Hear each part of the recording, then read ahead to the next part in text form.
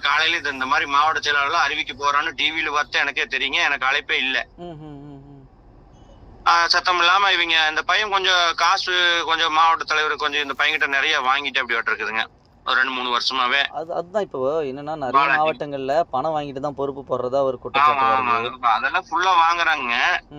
ஆனா இவரு முன்னாடி இருந்தே இந்த பையன்கிட்ட நிறைய வாங்கிட்டாருங்க. அப்புறம் அதுவாக இதையும் செய்யும் போகும்போது இந்த பையனுக்கு மறைமுகமா சத்தம் இல்லாம பாலாஜி பரிந்துரை பண்ணிட்டு அப்படி. பொறுப்புக்கு உங்கள்ட்ட ஏதாவது காசு கேட்டாங்களா?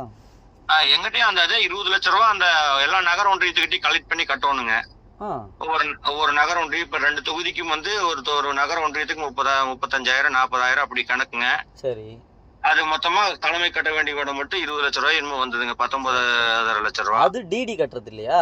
டிடி கட்டுறது அதான் டிடி. உங்களுக்கு பர்சனலா ஏதாவது கேட்டாங்களா? அது போக பர்சனலா அதான் யாரோ ஒரு நகர ஒன்றியம் வந்து 20,000 30,000 தான் டிடிங்க. டிடி போக எல்லாம் 2 லட்சம் 3 லட்சம் கொடுத்துருக்காங்க. ஓஹோ. சத்தம் அது வாங்கி இவங்க வாங்கிக்கிறாங்க. சைலண்டா போடுறதுக்கு முன்னாடி அந்த தலைவருக்கு வாங்கிக்கிறாங்க. மாவட்ட தலைவர் தற்காலிக தலைவர்கள். ஆமா யார நியமிக்கலான்ட்டு இருக்கிறாங்களோ அவங்களை விட்டு கலெக்ட் பண்ணிட்டாங்க ஆல்ரெடி. 20 வருஷமா பதவியிலேயே 20 வருஷமா இருக்கிறாங்க தலைவராவே. சரி. இந்த 20 வருஷத்துல ஏழைகளுக்கு ஏகப்பட்ட உதவிகளை நான் செஞ்சிருக்கிறேன். எல்லாமே பண்ணிருக்கிறேன். 13 வருஷம் தளபதி பேர்ல கபடி போட்டி நடத்தி இருக்கிறேன். இத்தனை உதவிகள் செஞ்சுமே இவங்க வந்து இந்த நேரத்துல யாரு செலவு பண்ணுவா, கம்யூனிட்டி ரீதியா எலிஜிபிள் இல்லைங்கிறாங்க நம்மள. அதான் நீங்க அந்த அறிக்கையில போட்டிருந்தீங்க பணபலம் மற்றும் சமூகத்தை காரணம் காட்டின்னு குறிப்பிட்டிருக்கீங்க. ஆமாங்க. அது நேரடியா நான் கேட்டேங்க அவர்கிட்ட. மாநிலத்துல இருந்து வெங்கடேசன் கூப்பிட்டு பேசினாரு. கேட்டு இந்த மாதிரி அந்த பையனுக்கு கொடுக்குதுங்கிற மாதிரி சொன்னாரு. எதனால கொடுக்குறீங்க, எதனால நான் எலிஜிபிள் இல்ல, வேலை செய்யறதுல உழைப்புல உங்களுக்கு என்ன கொடுக்காம போயிட்டேன், என்ன செய்யாம போயிட்டேன், என்ன எலிஜிபிள் இல்லைங்கிறீங்கன்னு கேட்டேன். சரி. அதுக்கு வந்து இல்ல செங்கோட்டை ஏரியாவில் கொஞ்சம் பவர்ஃபுல்லான ஆள் வேணும் அப்படிங்கிற. பவர்ஃபுல்னு என்னங்க, நான் வேலை உழைப்பு பணங்காசு செலவு பண்றதுதான்.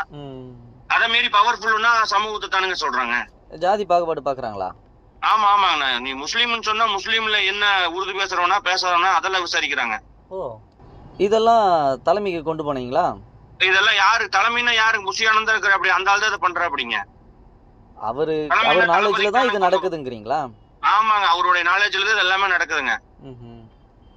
இது ரொம்ப நாளாவே இது நடந்துட்டு இருக்குதுங்க. சரி. சும்மா எனக்கு ஒரு 4-5 வருஷமாவே இப்ப இவர் புஷி ஆனந்த் உள்ள வந்ததுல இருந்து திமுக அதிமுக ஃபார்ம் மாதிரியே நமக்கு எங்க கட்சி ஃபார்மும் மாறிடுச்சுங்க. 28 வருஷமா அவன் இயக்கத்துக்கு செலவு பண்ணித்தானுங்க காசு இல்லாம. புஷி ஆனந்த் அவனுடைய ஆதரவாளர்களுக்கு தான் பொறுப்பு. ஆமாங்க. இன்னும் 4 வருஷம் கழிச்சு பொதுச் செயலாளருக்கான தேர்தல் வந்ததுன்னா யாரெல்லாம் புஷி ஆனந்த் எதிர்த்து பேச மாட்டாங்களோ அவங்களுக்கு தான் பொறுப்புங்க. அப்போ அதே மாதிரி அவங்க என்ன ஜாதின்னு நினைக்கிறாங்களோ அந்த காஸ்டுக்கு தான் பொறுப்பும் கொடுக்குறாங்க. குற்றச்சாட்டு உண்மைதானா? அந்த குற்றச்சாட்டு உண்மை. 100% உண்மைங்க.